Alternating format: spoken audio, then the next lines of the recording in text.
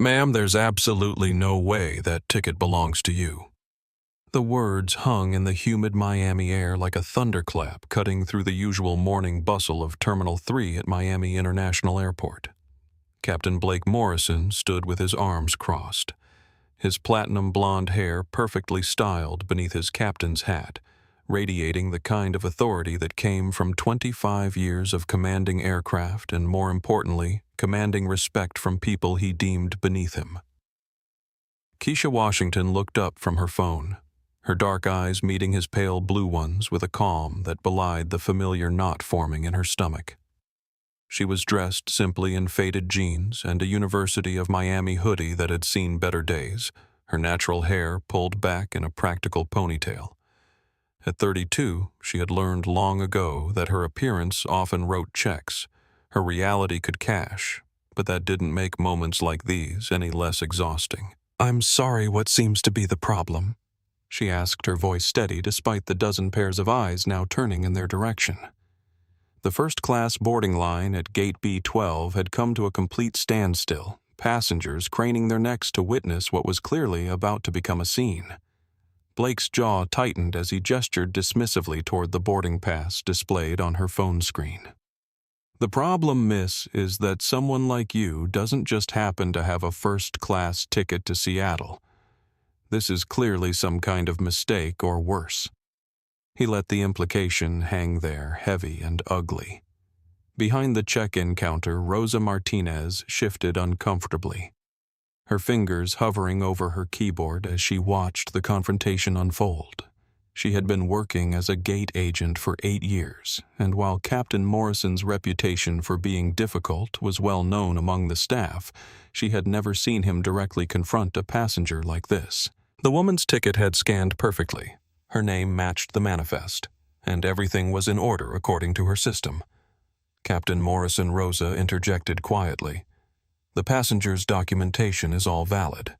Her ticket shows seat 2, purchased 3 weeks ago with a corporate credit card." Blake turned his withering gaze on the gate agent, and Rosa immediately regretted speaking up. "Rosa, I've been flying for longer than you've been alive, and I can tell when something doesn't add up. Look at her." He gestured toward Keisha again, his voice rising slightly.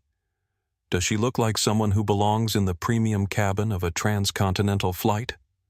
A few seats away from the boarding line, 8-year-old Tommy Williams looked up from his coloring book, his bright eyes darting between the tall blonde captain and the pretty lady with the kind smile who had helped him pick up his crayons when he dropped them earlier. His grandmother Eleanor was dozing in the seat beside him, her reading glasses perched on her nose as she clutched her romance novel. Grandma Tommy whispered, tugging on her sleeve, "Why is that mean man being so loud?" Eleanor stirred immediately, sensing the tension in the air. She took in the scene with the sharp awareness that came from 7 decades of watching the world and recognizing injustice when she saw it. "Sometimes, baby," she said softly, "grown-ups forget their manners." Keisha took a deep breath, reaching into her small backpack to pull out her driver's license and corporate credit card. "Here's my ID, and this is the card used to purchase the ticket. As you can see, everything matches." She handed the documents to Rosa, who accepted them gratefully. But Blake stepped forward, positioning himself between Keisha and the gate agent, like a wall of navy blue wool and misplaced authority. "I don't care what plastic you're carrying. Anyone can steal a credit card or use someone else's information to book a ticket they can't afford. What I care about is maintaining the integrity of this airline and ensuring our legitimate passengers aren't uncomfortable." The word legitimate hit Keisha like a physical blow, even though she had heard variations of it countless times throughout her life. She thought of her grandmother Dorothy Washington, who had spent 40 years cleaning the floors of this very terminal, who had raised Keisha with the unwavering belief that dignity wasn't something that could be taken away, only given away. Sir Keisha said, her voice remaining level despite the fire building in her chest. "I understand you have concerns, but I assure you that I have every right to be on this flight. I have an important business meeting in Seattle that cannot be delayed." Blake laughed a harsh sound that caused several nearby passengers to wince. A business meeting.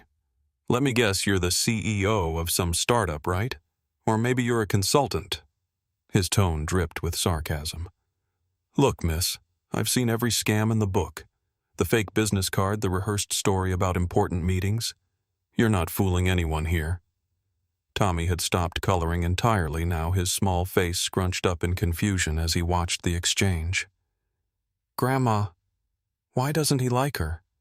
She helped me with my crayons and she was really nice. Eleanor squeezed her grandson's hand, her own heart aching as she watched a scene that was painfully familiar, one that she had hoped Tommy would never have to witness. Some people judge others by what they see on the outside, sweetheart, instead of what's in their heart. But that's not fair, Tommy said, his voice carrying the pure moral clarity that only children possess. No, baby, Eleanor agreed quietly.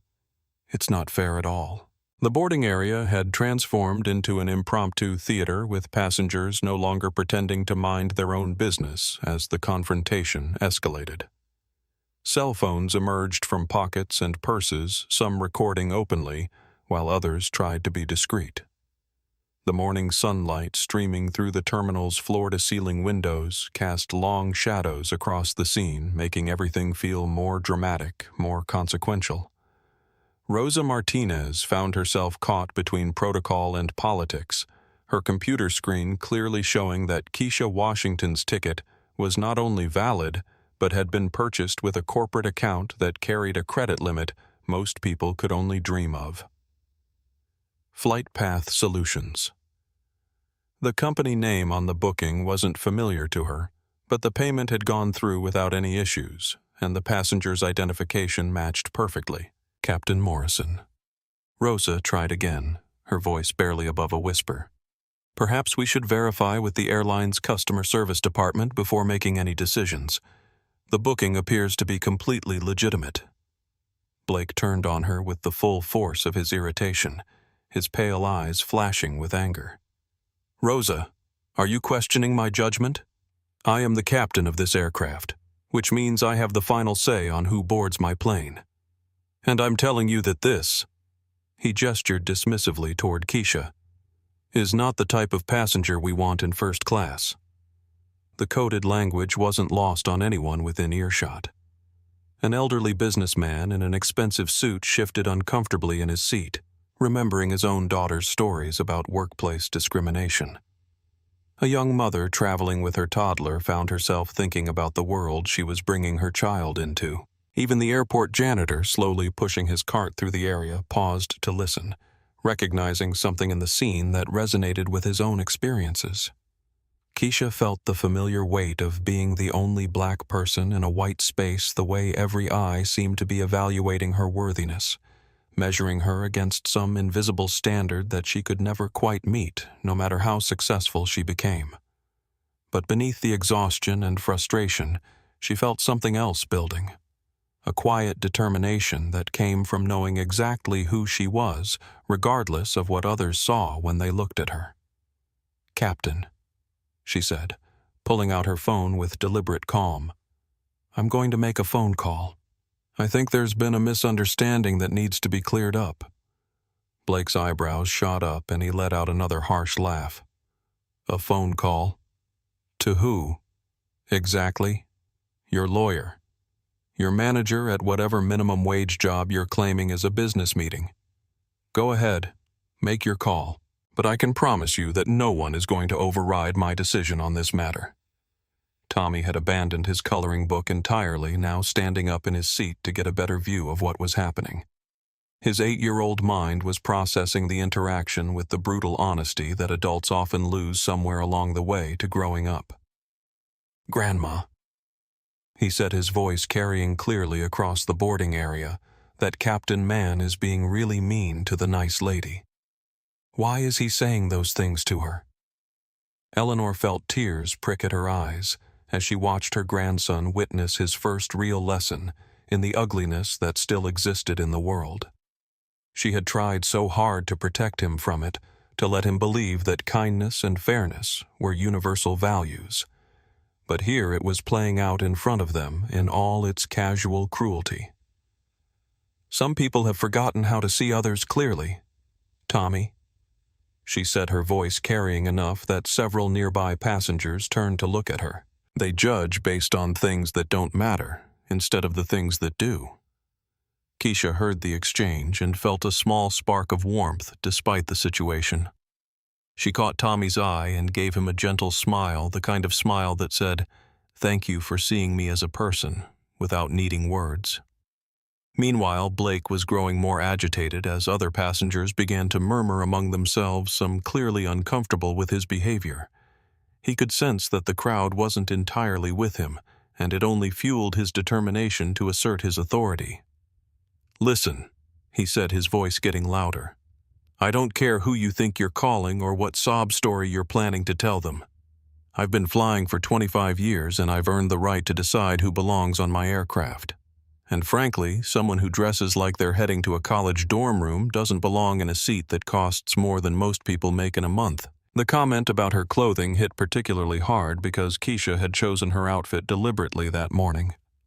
She had learned long ago that dressing too professionally could make some people uncomfortable, could trigger assumptions about being uppity or trying too hard. But dressing casually brought its own problems, as she was discovering right now. There was no winning combination, no way to exist in her own skin that didn't invite judgment from someone. She scrolled through her phone contacts until she found the name she was looking for. Jordan Rivers, her executive assistant, and the one person who could mobilize resources faster than anyone she had ever known. Jordan was probably already at the office in Seattle preparing for the meeting that could transform FlightPath Solutions from a regional success story into a national industry leader. "Jordan," she said, when the call connected, her voice calm despite the circus surrounding her, "I need you to make some calls. I'm at Miami International Terminal 3, Gate B12, and there seems to be some confusion about my travel arrangements." Blake rolled his eyes dramatically for the benefit of his growing audience. "Oh, this should be good.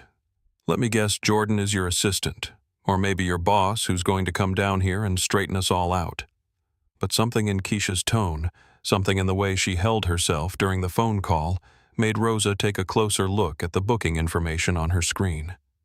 FlightPath Solutions. The name was starting to sound familiar, tickling at the edge of her memory in a way that made her stomach flutter with unease. "Jordan will be here in about 10 minutes, Keisha said, ending the call and slipping her phone back into her pocket.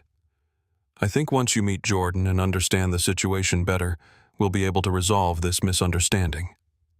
Blake crossed his arms, his stance becoming even more rigid and authoritative. "Miss, I don't care if you call the President of the United States. My decision stands.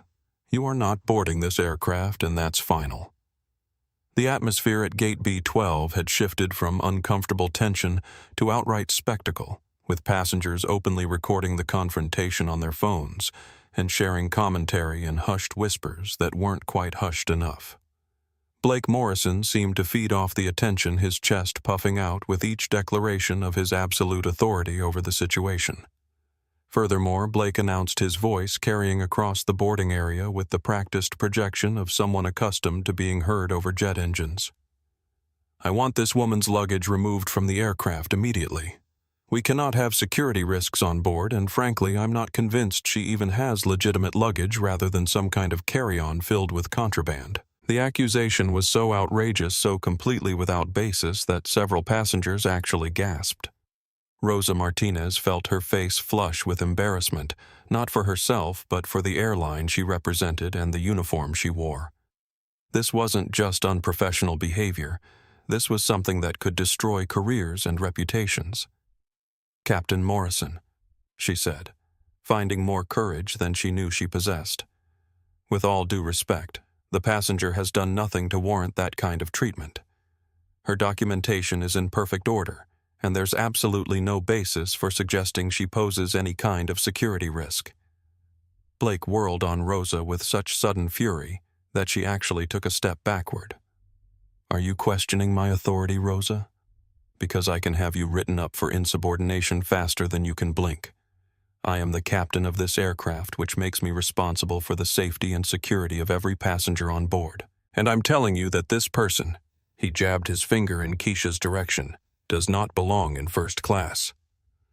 Tommy Williams had climbed up onto his seat, now kneeling so he could see over the other passengers, his young face twisted with confusion and growing anger. "Grandma, why is he being so mean? The nice lady didn't do anything wrong. She just wants to go on the airplane like everybody else." Eleanor felt her heart breaking as she watched her grandson's innocence collide with adult prejudice, but she was also proud of his instinctive sense of justice. Sometimes Tommy people in positions of power forget that power is supposed to be used to help others, not hurt them. "But that's not what power is for," Tommy said with the absolute certainty that only children possess. "Power is for protecting people who need help, not for being mean to them." His words carried clearly across the boarding area, and several passengers found themselves nodding in agreement. An elderly black woman traveling alone caught Keisha's eye and offered a small, sympathetic smile that said, "I see you, I understand, and I'm sorry you're going through this." A young white couple looked ashamed as they realized they had been silent witnesses to something they would have been outraged about in any other context. Blake, sensing that public opinion was not swinging his way, decided to double down on his authority play. "Maintenance crew," he called out, pulling his radio from his belt. "I need you to remove all luggage belonging to passenger Washington from Flight 447. Security concerns require immediate removal." The crackle of the radio response was audible to everyone in the boarding area. "Captain Morrison will need written authorization for that kind of action. Removing checked luggage without passenger consent requires specific protocols." Blake's face flushed red with frustration. "This is Captain Blake Morrison giving you direct orders. Remove the luggage now, or I'll have you written up for failure to comply with flight safety directives." Keisha watched this display of petty tyranny with a mixture of sadness and growing resolve. She had spent her entire career building bridges, creating technology that helped people connect and travel more efficiently. She had poured her heart and soul into systems that were designed to make air travel smoother and more accessible for everyone. And now she was watching one man's prejudice threaten to unravel not just her own travel plans, but potentially the partnerships and relationships she had spent years building. She pulled out her phone again, this time scrolling through her contacts until she found a different number. Jordan would be mobilizing resources, but there were other calls that needed to be made, other pieces that needed to be put in motion. "Patricia," she said, when the call connected. "This is Keisha Washington. I'm calling to let you know that there's a situation developing at Gate B12 that's going to require immediate attention from airport management." Blake noticed the second phone call and laughed mockingly. "Oh, now she's calling airport management. What are you going to tell them, that the mean captain won't let you sit in the expensive seats? Do you really think anyone is going to care about your complaints?" But Rosa Martinez had been thinking the name FlightPath Solutions, continuing to nag at her memory, until suddenly, like a lightning bolt, recognition struck. She had seen that company name before, not on passenger manifests, but in internal communications, in training materials, in the very software interface she used every day to check passengers in and manage flight information. Her hands began to tremble slightly as she pulled up different screens on her computer, accessing information that was normally buried deep in administrative systems. What she found there made her stomach drop and her face go pale. FlightPath Solutions wasn't just another corporate client. It was the company that had designed and implemented the entire passenger management system for Miami International Airport.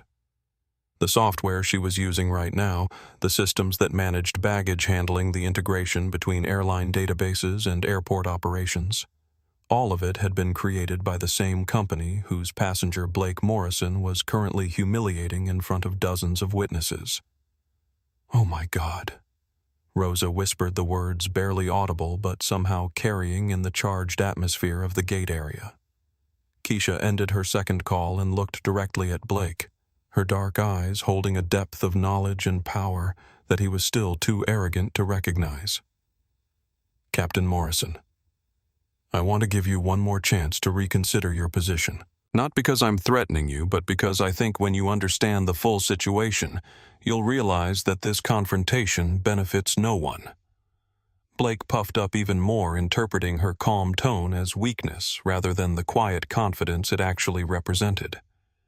The only thing I understand is that you're trying to intimidate me with phone calls and veiled threats. Well, let me tell you something.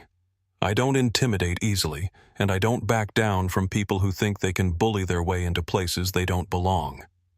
Tommy stood up on his seat completely now, his 8-year-old voice cutting through the tension like a bell. Mr. Captain, man, why are you being so mean to her? She's nice and she didn't do anything bad. My grandma says that being mean to people just because of how they look makes you a bully, and bullies are bad people. The simple moral clarity of a child's perspective hung in the air like a judgment, and Blake found himself at a crossroads where he could either acknowledge the truth in those innocent words or dig deeper into the hole he had already started excavating for himself. He chose to dig deeper. The first sign that Blake Morrison had made a catastrophic miscalculation came in the form of rapid, purposeful footsteps echoing through Terminal 3's marble corridors.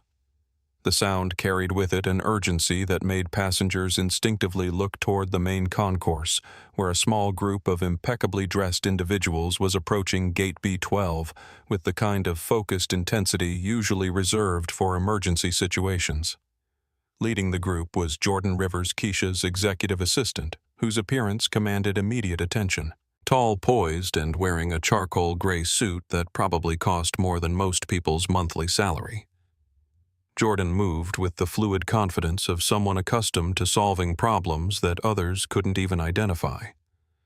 Behind Jordan came Patricia Holmes, the airport's operations director, practically jogging to keep up, despite her own professional attire, her face already showing the kind of panic that comes from realizing a situation has spiraled far beyond normal damage control.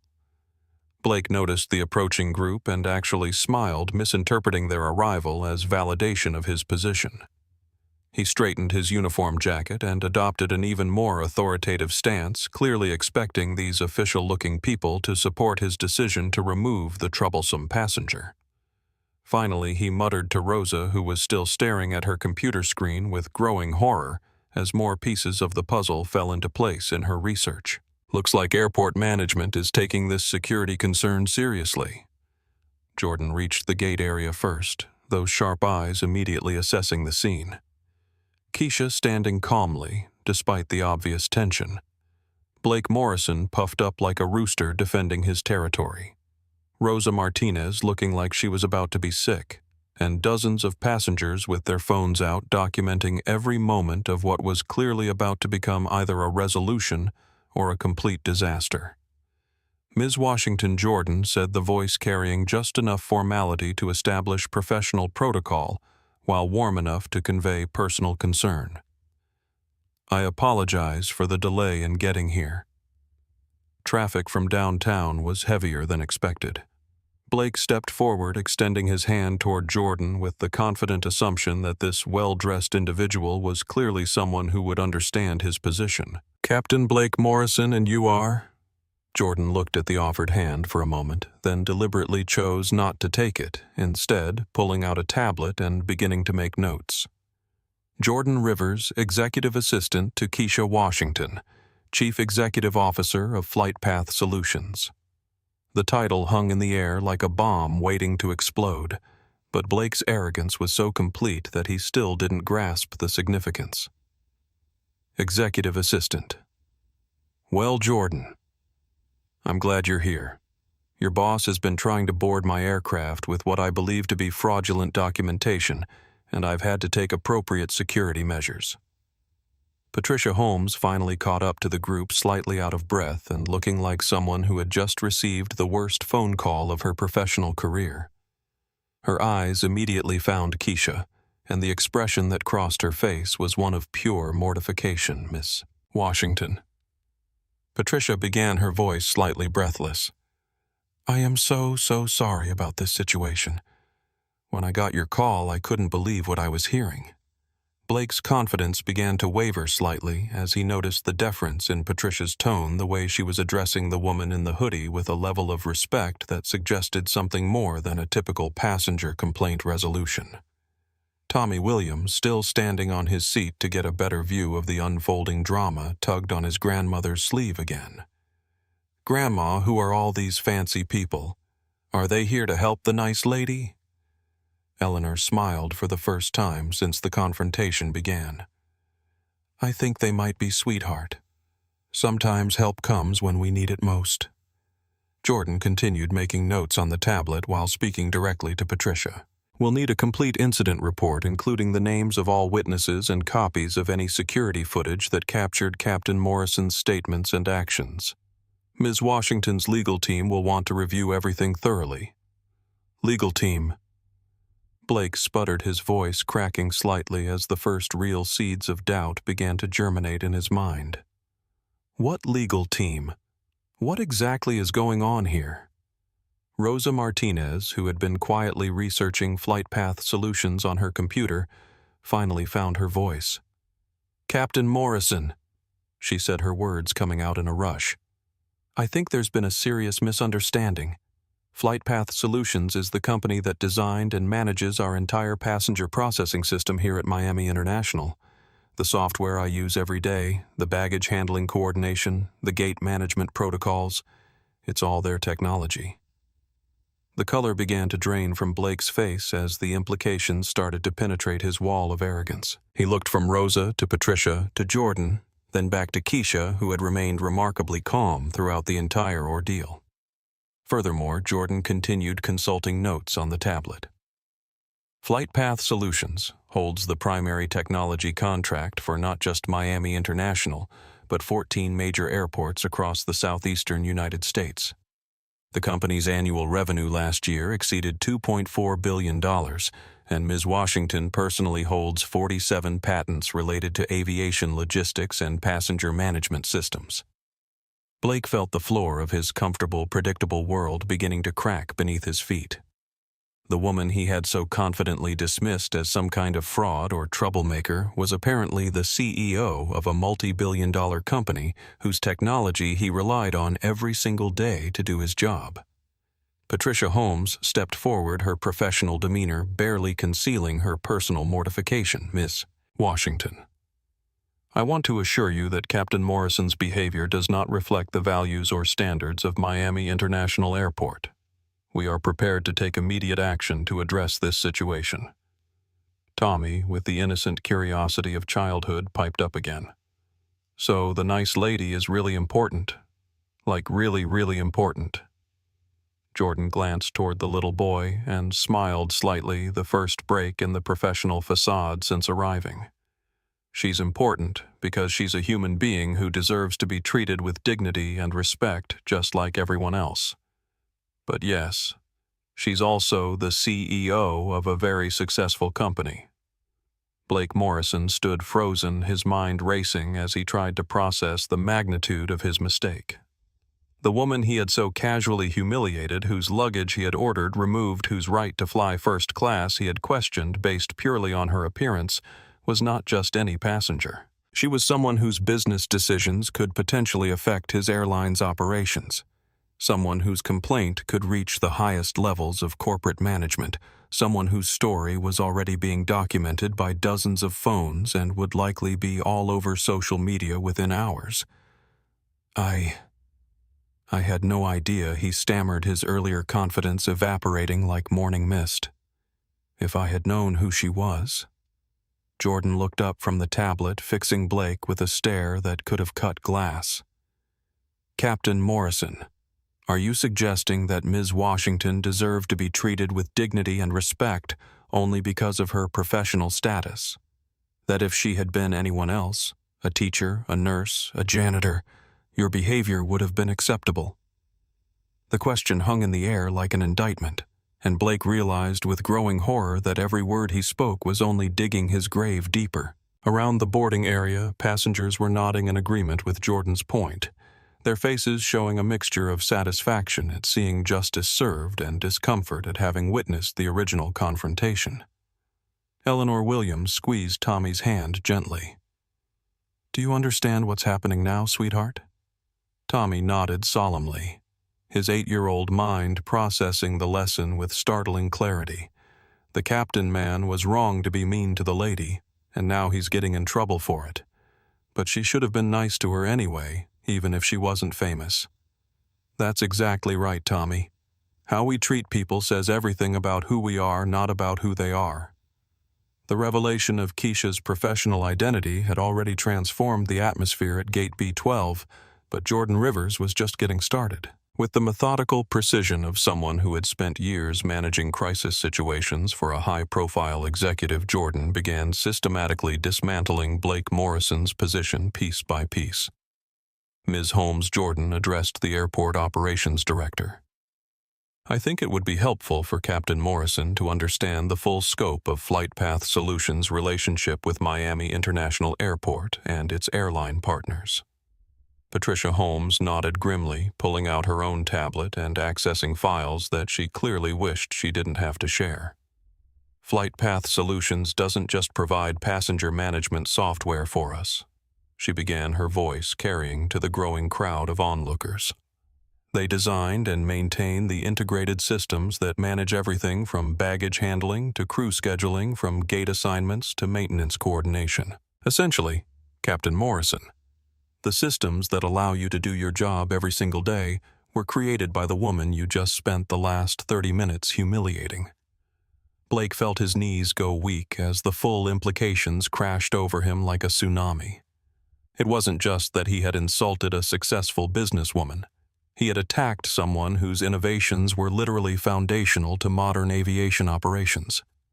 The technology that helped him navigate between airports, that ensured his crew schedules were properly coordinated, that managed the complex logistics of getting passengers and baggage to the right destinations, all of it bore the fingerprints of the woman standing calmly in front of him in jeans and a hoodie.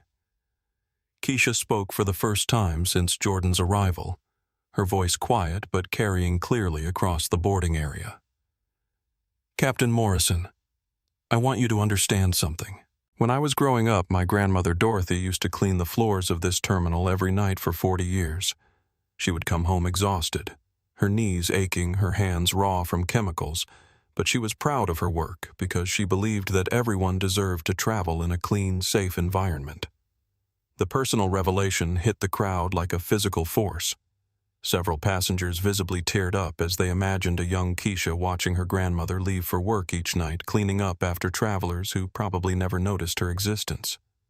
"She used to tell me that dignity wasn't something anyone could take away from you." Keisha continued, her eyes never leaving Blake's face. "That it was something you either chose to give away or chose to hold on to, regardless of how others treated you. She taught me that the measure of a person wasn't in their job title or their bank account, but in how they treated people who couldn't do anything for them in return." Tommy Williams had been listening with rapt attention, his young mind absorbing every word. "Your grandma sounds like she was really nice," he called out, his clear voice cutting through the emotion-heavy air. Keisha turned toward him and smiled, the first genuine warmth she had shown since the ordeal began. "She was sweetheart. She was the kindest, strongest person I ever knew." Jordan continued with the methodical destruction of Blake's position. FlightPath Solutions currently holds technology contracts worth over $80 million annually with airlines operating out of Miami International.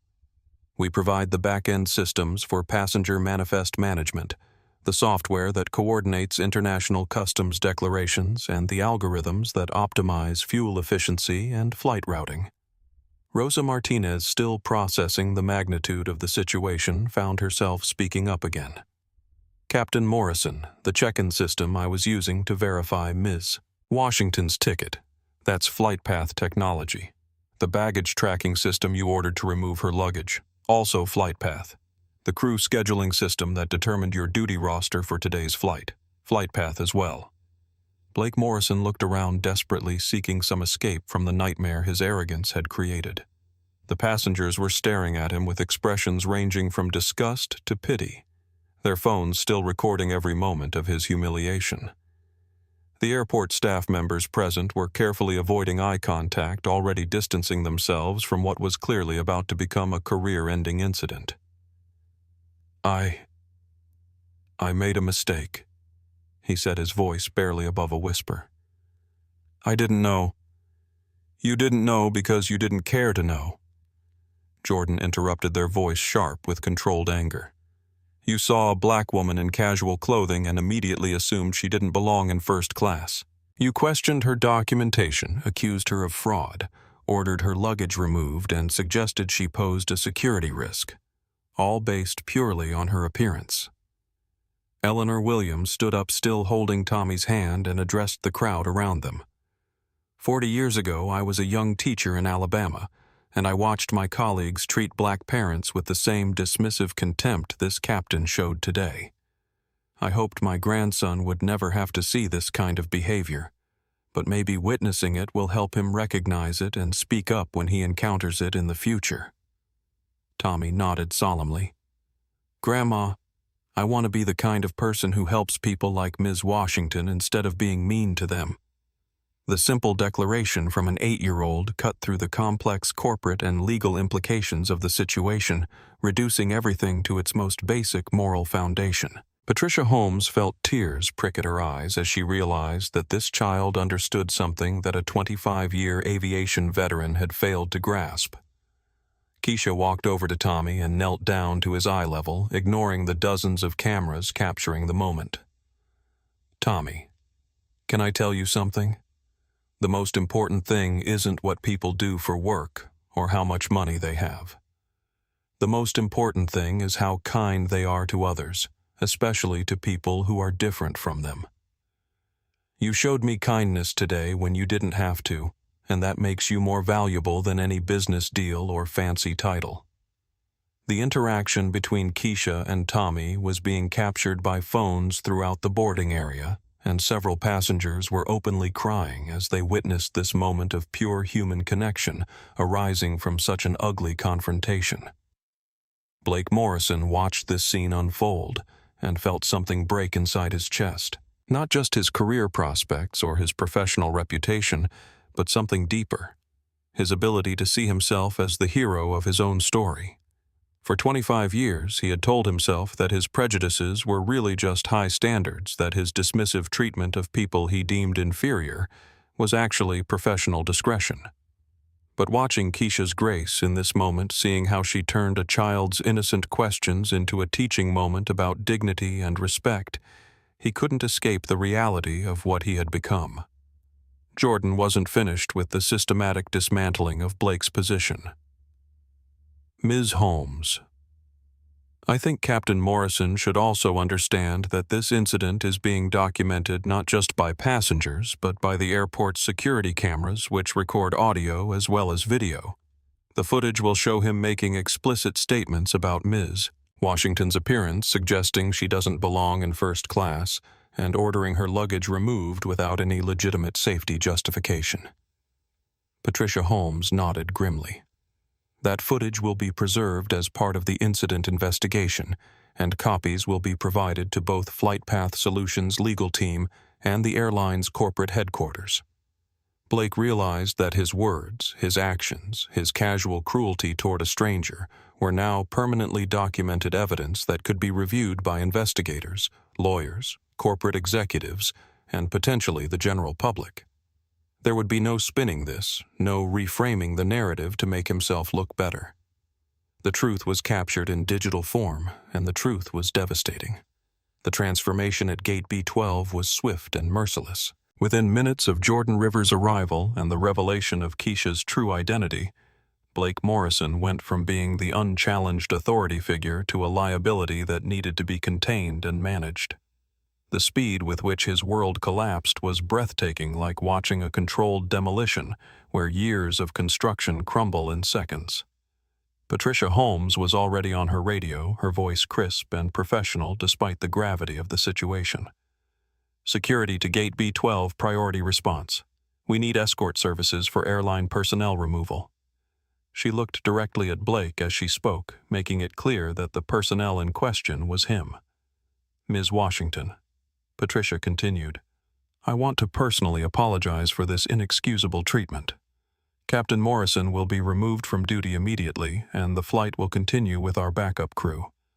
We will also be conducting a full investigation into how this situation was allowed to escalate to this point. Blake felt panic rising in his throat as the reality of his situation became clear. Wait, you can't just remove me from my flight. I have passengers depending on me, a crew that reports to me. There are protocols, procedures. Captain Morrison Jordan interrupted, consulting notes on their tablet, according to Federal Aviation Regulations, specifically Section 121.383. A pilot can be immediately relieved of duty if their behavior demonstrates unfitness to perform flight operations safely. I would argue that publicly harassing passengers based on racial prejudice demonstrates exactly that kind of unfitness. Rosa Martinez, who had been watching the proceedings with growing confidence as she realized she was no longer in trouble, stepped forward. Captain Morrison, your replacement crew is already being contacted. Captain Sarah Chen is on standby and can be here within 20 minutes. The mention of Sarah Chen, a respected Asian American pilot who Blake had privately criticized as an affirmative action hire, felt like salt in his wounds. The irony that his replacement would be someone he had dismissed based on her own demographic background wasn't lost on anyone present. Tommy Williams, still holding his grandmother's hand, watched the unfolding drama with wide eyes. Grandma, is the mean captain man going to get fired? Eleanor squeezed his hand gently. Sometimes, Tommy, when people make really big mistakes that hurt others, they have to face consequences for their actions. That's how we learn to do better. The airport security officers arrived, two professional-looking individuals who immediately assessed the situation and approached Blake with the kind of calm authority that comes from years of dealing with difficult passengers and staff. But this wasn't a drunk traveler or a disruptive customer. This was a uniformed airline employee being removed for misconduct which required a different kind of handling. Captain Morrison, the lead security officer, said, "We need you to come with us for a brief interview regarding this incident. Your airline has requested immediate suspension pending a full investigation." Blake looked around, desperately searching for support or sympathy from the passengers who had witnessed his behavior. Instead, he found faces filled with disgust, disappointment, and in some cases, satisfaction at seeing justice served. The phones were still out, still recording, capturing every moment of his fall from grace. "This is ridiculous," he said, his voice rising with desperation. "I was doing my job maintaining security standards. Just because she turned out to be someone important doesn't mean my concerns weren't legitimate." Jordan looked up from their tablet, fixing Blake with a withering stare. "Captain Morrison, are you seriously suggesting that your behavior would have been appropriate if Ms. Washington had been a teacher, a nurse, or a retail worker? That dignity and respect are luxuries that only wealthy people deserve." The question hung in the air like an indictment, and Blake realized that anything he said would only make his situation worse. The passengers around him were nodding in agreement with Jordan's point, their faces showing the moral clarity that he had somehow lost over his 25 years of accumulated prejudice and privilege. Keisha, who had been quietly watching the consequences unfold, finally spoke again. "Captain Morrison, I want you to understand something. I don't take any pleasure in seeing your career destroyed.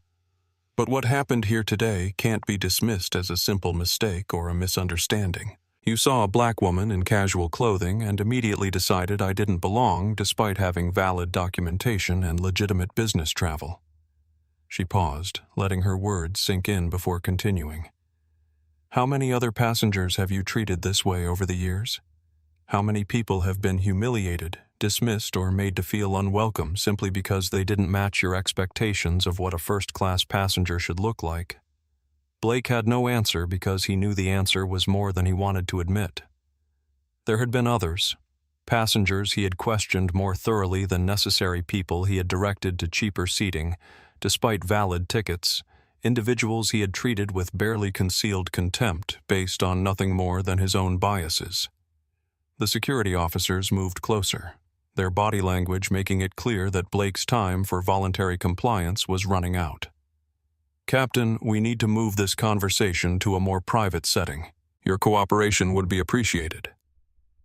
As Blake was led away from the gate area, passengers began to applaud, not the polite obligatory clapping of a typical airport scene, but genuine appreciation for seeing justice served.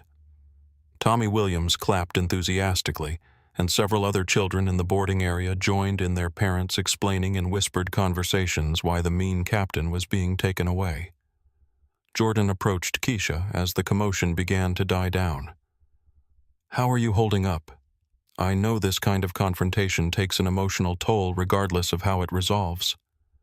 Keisha smiled wearily, the adrenaline of the situation finally beginning to wear off. "I'm okay.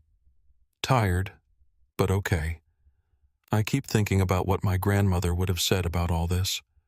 What do you think she would have said? That some people need to learn lessons the hard way, but that doesn't mean we should stop trying to teach them."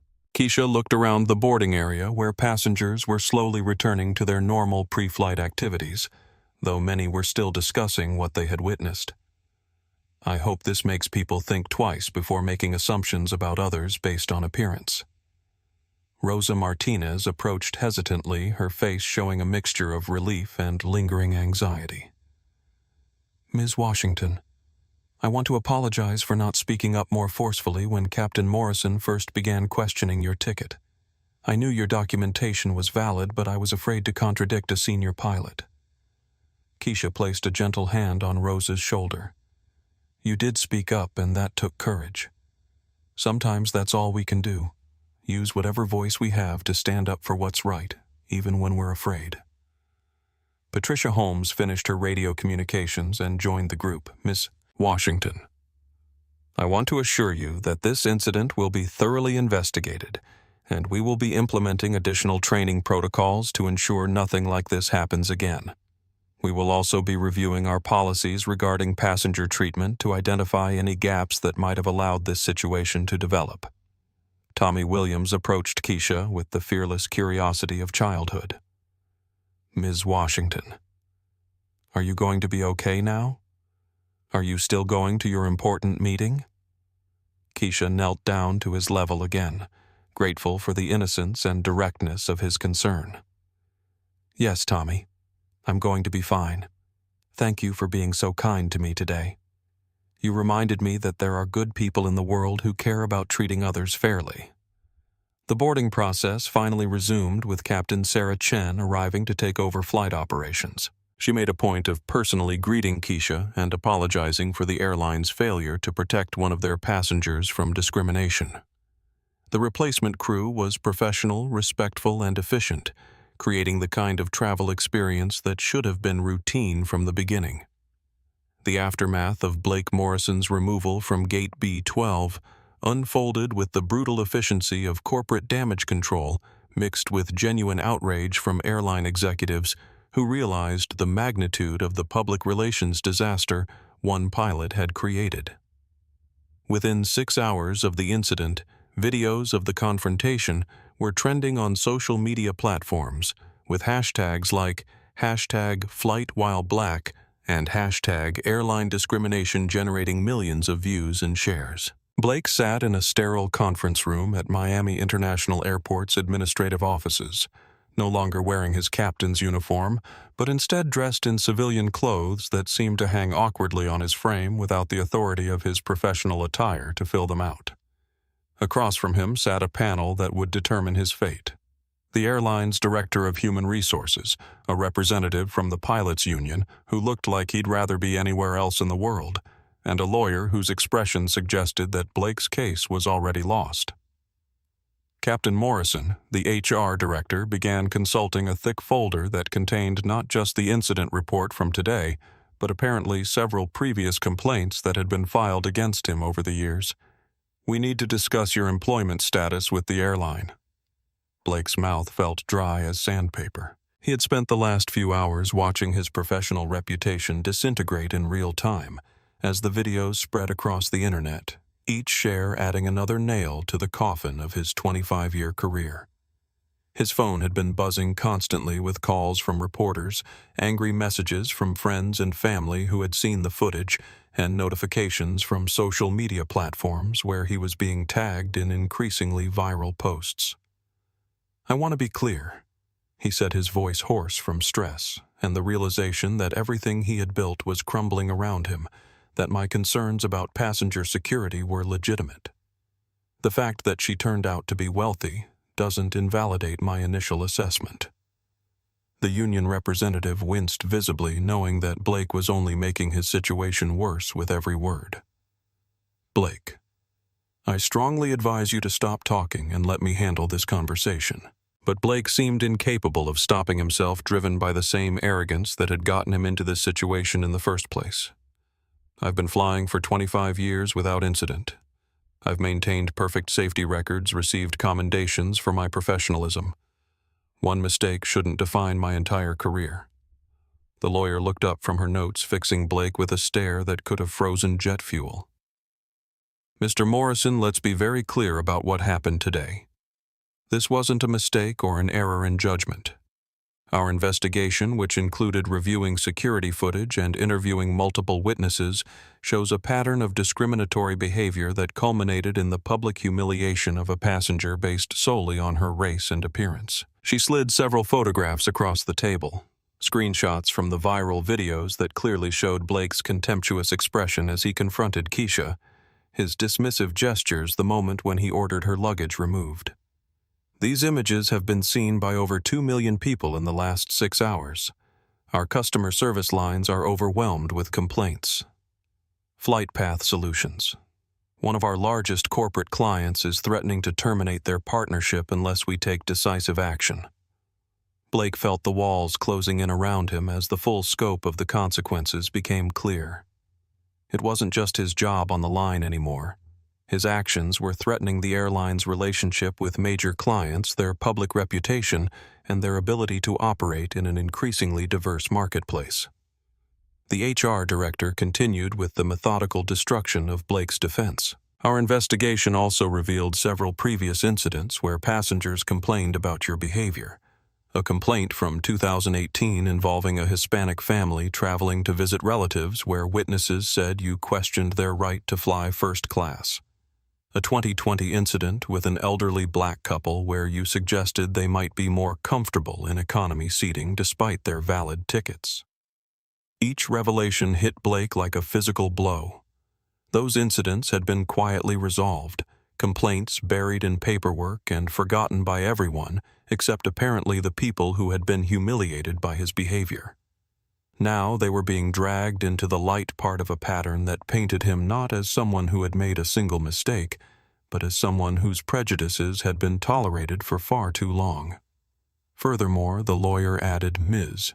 Washington's legal team has indicated that while they will not be pursuing personal damages against you individually, they are demanding substantial changes to our hiring practices, training protocols, and passenger protection policies. The cost of implementing these changes, combined with the potential loss of business relationships, puts the financial impact of your actions in the tens of millions of dollars." Blake's wife, Susan, had been calling constantly since the videos went viral, but he hadn't been able to bring himself to answer. He could imagine her mortification, her anger, her realization that their comfortable upper-middle-class lifestyle was about to disappear. Their 2 teenage children would have to face classmates who had seen their father publicly exposed as a racist. The country club membership, the private schools, the respect that came with being a captain's family, all of it was evaporating. "What happens now?" he asked, though he already knew the answer from the expressions around the table. The HR director's voice was formal, but not unkind. "Blake Morrison, your employment with this airline is terminated immediately effective today.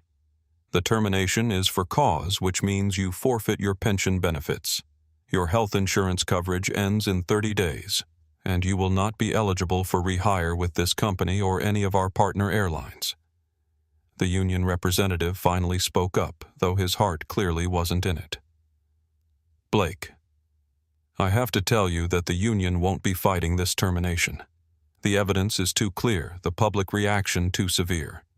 Any attempt to defend your actions would damage our relationship with the airline and our credibility with other members.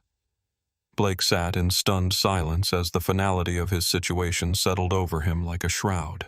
25 years of his life erased in a single morning because he couldn't see past his own prejudices long enough to treat another human being with basic dignity and respect. Later that evening, Blake sat in his expensive SUV in the parking lot of his Greenwich, Connecticut home, unable to bring himself to go inside and face Susan and the children. Through the large windows, he could see his family moving around the kitchen, probably preparing dinner, probably discussing how to handle the crisis that Daddy's behavior had created. His phone buzzed with another notification. This time, a news alert about FlightPath Solutions, announcing a new initiative to combat discrimination in air travel, funded partly by the penalty clauses they had invoked against his airline. Keisha Washington was being interviewed on the evening news, speaking with quiet dignity about the importance of treating all passengers with respect, regardless of their appearance or background. Watching her speak, seeing her transform a moment of personal humiliation into an opportunity for positive change, Blake finally understood the magnitude of not just what he had lost, but what he had never possessed in the first place, the kind of character that builds people up instead of tearing them down. 6 months after the incident at Gate B-12, the ripple effects of that morning's confrontation had spread far beyond Miami International Airport, creating changes that transformed how the aviation industry approached diversity inclusion and passenger treatment. Keisha Washington stood in the conference room of her Seattle headquarters, looking out at Elliott Bay while reviewing reports from airports across the country that had implemented new training protocols based on what became known as the Miami incident. The changes had been swift and comprehensive. FlightPath Solutions had partnered with major airlines to develop immersive training programs that didn't just teach employees about diversity and inclusion in abstract terms, but used virtual reality simulations to help staff experience air travel from the perspective of passengers who faced discrimination. The technology allowed airline personnel to literally walk in the shoes of travelers who were judged, questioned, or made to feel unwelcome based on their appearance, accent, or perceived social status. Jordan Rivers entered the conference room carrying a tablet loaded with the latest implementation reports. "The preliminary data from the training programs is remarkable," Jordan said, settling into a chair across from Keisha. "Passenger complaint rates regarding discriminatory treatment have dropped by 63% at airports using our new protocols. More importantly, passenger satisfaction scores across all demographics have increased significantly." Keisha smiled, remembering her grandmother's words about turning painful experiences into opportunities to help others. Dorothy would have been proud to know that her granddaughter's worst travel day became the catalyst for making air travel more welcoming for everyone. The Tommy Initiative, named after the 8-year-old boy whose innocent questions had cut through the adult complexity of that morning's confrontation, had become particularly successful. The program brought diverse groups of children into airports to interact with airline staff, helping employees see passengers as individual human beings rather than potential problems to be managed. Tommy Williams himself had become something of a celebrity in aviation circles, speaking at industry conferences about the importance of kindness and fairness. Rosa Martinez, the gate agent who had been caught between doing her job and contradicting a superior, had been promoted to training coordinator at Miami International. She now led workshops on passenger advocacy, teaching other frontline employees how to stand up for customers when they witnessed discriminatory treatment. Her story of finding courage in a difficult situation had inspired thousands of airport workers to speak up when they saw injustice. The financial impact on Blake Morrison's former airline had been substantial, but ultimately positive. While they had paid significant penalties and lost some short-term business relationships, their commitment to meaningful change had actually attracted new corporate clients who wanted to partner with companies that took discrimination seriously. The airline's CEO had publicly credited the Miami incident with forcing them to confront institutional biases they hadn't even realized existed. Patricia Holmes had been promoted to Regional Operations Director, overseeing the implementation of new passenger protection protocols across multiple airports. She often spoke about how witnessing Blake Morrison's behavior had forced her to examine her own unconscious biases and work actively to create more inclusive environments. Meanwhile, Blake Morrison himself had disappeared from public view after his termination. His LinkedIn profile deleted, his social media accounts deactivated. Reliable reports suggested he was working at a small regional cargo company in the Midwest, flying freight routes that kept him away from passenger interactions. His wife Susan had filed for divorce within 2 months of the incident, taking the children and moving back to her hometown in Ohio. The legal consequences had been swift and decisive. While Keisha had chosen not to pursue personal damages against Blake, the Federal Aviation Administration had launched an investigation that resulted in new regulations requiring all commercial pilots to undergo annual training on passenger rights and anti-discrimination policies. Blake's pilot's license had been suspended for 6 months, and his reinstatement was contingent on completing extensive sensitivity training and psychological evaluation. On a crisp autumn morning, exactly 1 year after the original incident, Keisha found herself back at Miami International Airport, not as a passenger, but as the keynote speaker for the airport's first annual Dignity in Travel conference. The event had drawn airline executives, government regulators, and aviation professionals from around the world, all focused on creating more inclusive travel experiences. As she walked through Terminal 3, Keisha noticed the changes that had been implemented since that painful morning. Digital displays throughout the terminal now featured diverse faces and welcoming messages in multiple languages. Staff wore pins that said "Every passenger matters," and training materials were visible at gate areas, reminding employees about respectful passenger treatment. At Gate B12, the same gate where her humiliation had occurred, Keisha paused to reflect on the journey from that moment to this one. A small plaque near the boarding area read, "In memory of all travelers who have faced discrimination, and in honor of those who stand up for justice and dignity." Her phone buzzed with a text message from Tommy Williams, now 9 years old and still in touch despite living across the country. The message included a photo of him wearing a pilot's uniform at a career day presentation at his school, along with the words, "Ms. Washington. I told everyone about you today and how important it is to be kind to all passengers. I still want to be a pilot when I grow up, but a nice one who helps people instead of being mean to them." Keisha felt tears prick at her eyes as she remembered that morning when an 8-year-old boy's simple questions about fairness had cut through all the adult complexity and got to the heart of what really mattered, treating every person with dignity and respect, regardless of their appearance or perceived status. The conference that afternoon was attended by over 1,000 aviation professionals, and Keisha's speech was met with multiple standing ovations. But the moment that moved her most was when Rosa Martinez introduced her, speaking about how Keisha's grace under pressure had taught her the difference between following orders and doing what was right. Ms. Washington could have used her power to destroy careers and companies, Rosa said, her voice carrying clearly across the packed auditorium. Instead, she used her influence to create positive change that has made air travel better for millions of people. That's the difference between revenge and justice, between tearing down and building up. As Keisha took the podium, she looked out at the sea of faces. Airline executives, pilots, flight attendants, gate agents, baggage handlers, and passengers, all united in their commitment to creating a more inclusive aviation industry. She thought of her grandmother Dorothy cleaning these same floors decades earlier, never imagining that her granddaughter would one day stand here as the catalyst for transformational change. A year ago, Keisha began, "I experienced something that happens to travelers every day around the world, being judged, questioned, and made to feel unwelcome based on appearance rather than character. But what happened next proved that moments of injustice can become opportunities for positive transformation if we choose to respond with wisdom, rather than anger, with solutions, rather than revenge."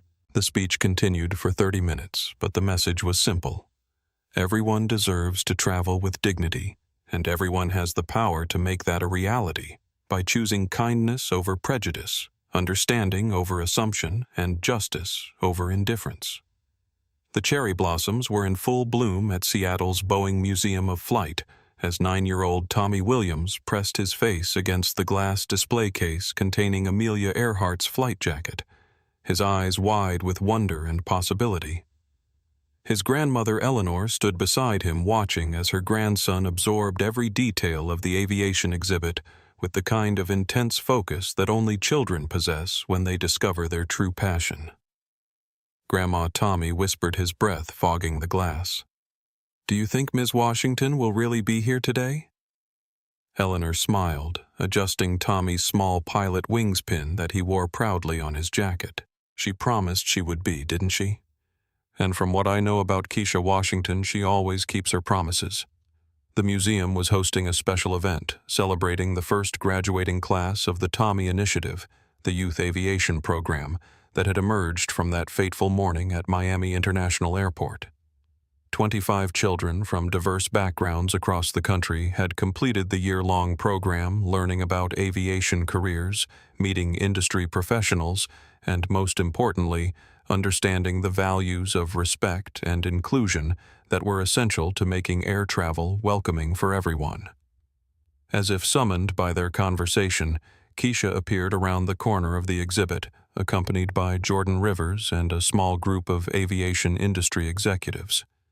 Her smile when she spotted Tommy was genuine and warm, the kind of recognition that comes from shared experience and mutual respect. "Tommy," she called out, opening her arms as the boy ran toward her with unbridled enthusiasm.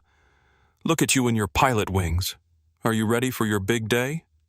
Tommy nodded eagerly, then stepped back and assumed a more formal posture that was both adorable and touching in its seriousness.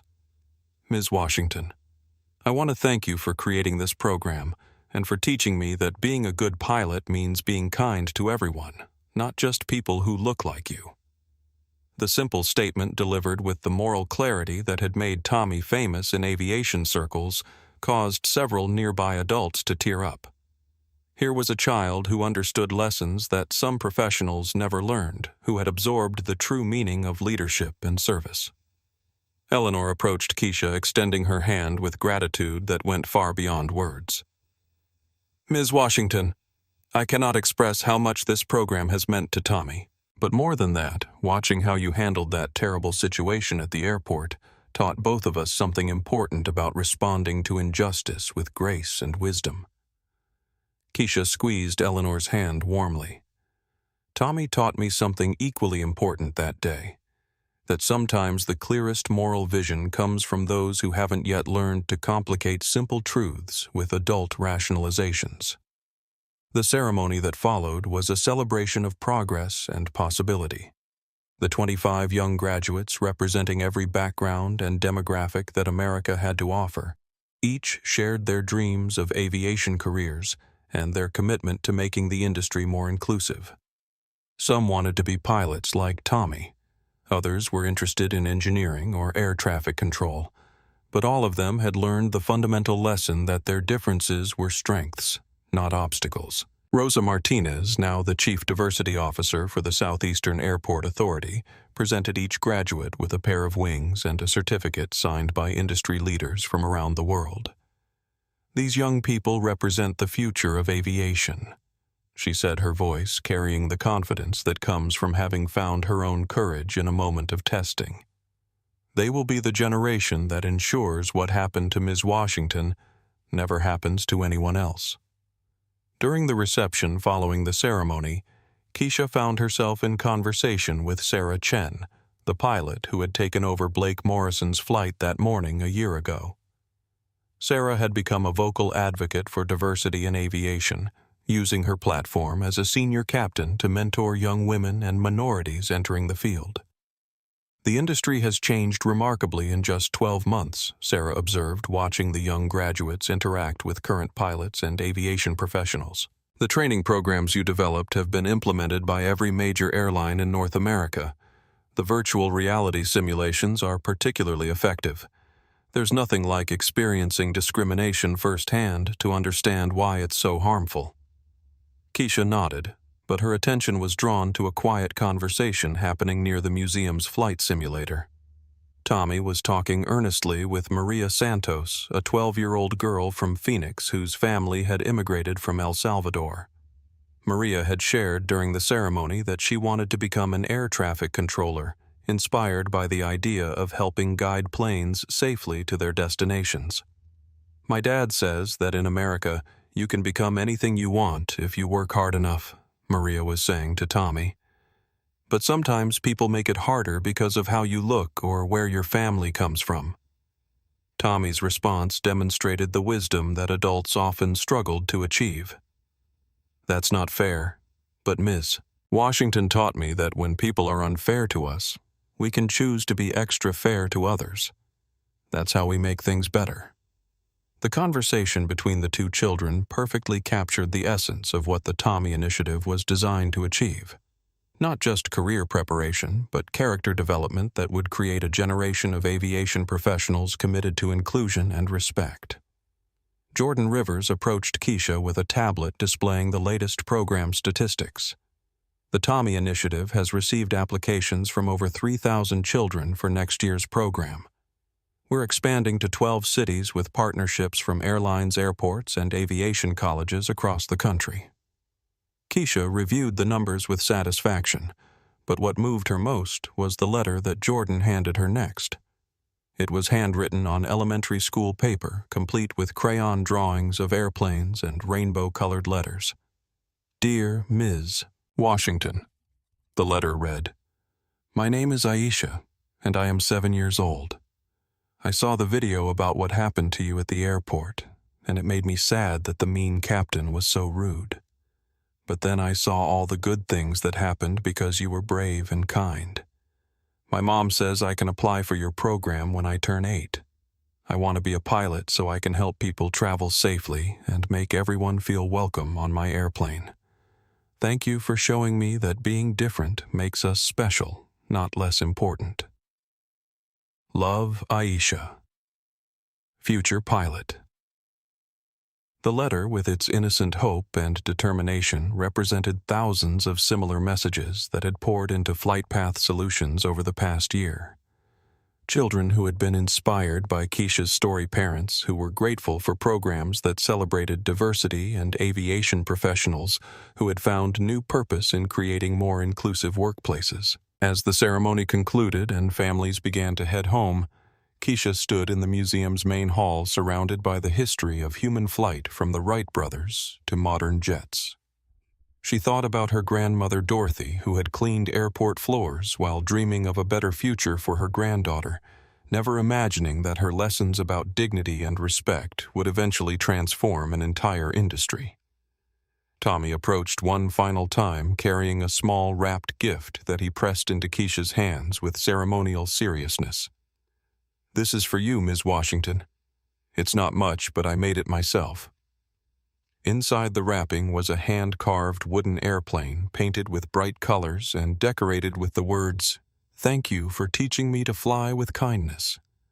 Attached was a note that read, "You showed me that the best pilots don't just know how to fly planes, they know how to lift people up." Keisha felt tears streaming down her cheeks as she hugged Tommy, this remarkable boy who had helped her transform the worst experience of her professional life into something beautiful and meaningful. Around them, the museum's exhibits stood as testament to human ingenuity and the power of dreams. But the real monument to progress was standing right there in her arms. A child who understood that true leadership means using your power to help others soar. The sun was setting over Elliott Bay as the last families left the museum, carrying with them the promise of a more inclusive future in aviation. Keisha Washington walked to her car knowing that her grandmother's legacy lived on, not just in the technology she had created or the company she had built, but in the hearts and minds of young people who would carry forward the simple but powerful message that everyone deserves to be treated with dignity and respect. 30,000 feet above the ground or standing firmly on Earth. The transformation was complete, But the journey toward justice and inclusion would continue with every flight, every interaction, and every choice to see others clearly and treat them kindly. In the end, that was Dorothy Washington's greatest gift to her granddaughter. Not just the ambition to succeed, but the wisdom to use success in service of something larger than herself. If this story moved you and made you think about how we treat others, please give it a thumbs up and share it with someone who needs to hear this message. Subscribe to our channel for more true stories about courage, justice, and the power of standing up for what's right. Remember, change starts with each of us choosing kindness over prejudice, one interaction at a time. Action at AA.